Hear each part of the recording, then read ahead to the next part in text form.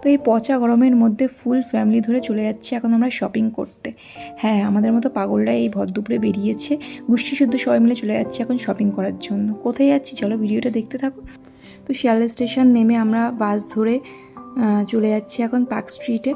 আর এবার তোমরা বুঝেই গেছো আমরা কোথায় যাচ্ছি শপিং করতে।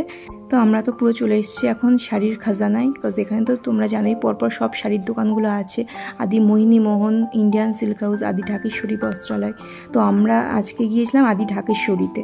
আজকে আমরা সকাল সকাল বেরিয়েছি, বিকজ এইটা আমাদের থার্ড ডে শপিংয়ের।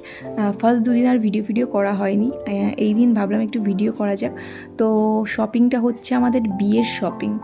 হ্যাঁ, একবার বিয়ে করে স্বাদ মেটেনি, তাই ভাবলাম আর একবার বিয়ে করা যাক। তো সেই জন্য শপিং করতে চলে এসেছি সবাই মিলে।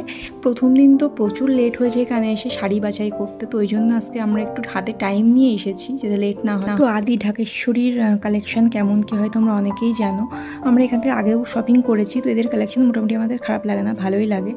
আর বাজেটের মধ্যে এদের এখানে শাড়ির কালেকশন বেশ ভালোই থাকে। তো এই যে এখানে সব শাড়ি বাছাই চলছে, কে কোনটা নেবে। প্রচুর প্রচুর প্রচুর শাড়ি দেখেছি, এটা আমাদের বললামই থার্ড ডে। তো তারপর শাড়ির পর এবার যাচ্ছি এখন পাঞ্জাবি কিনতে। তো সামনেই আছে পাঞ্জাবি খাজানা, তো সেখানে গিয়েছিলাম আমরা সবাই মিলে পাঞ্জাবি দেখতে।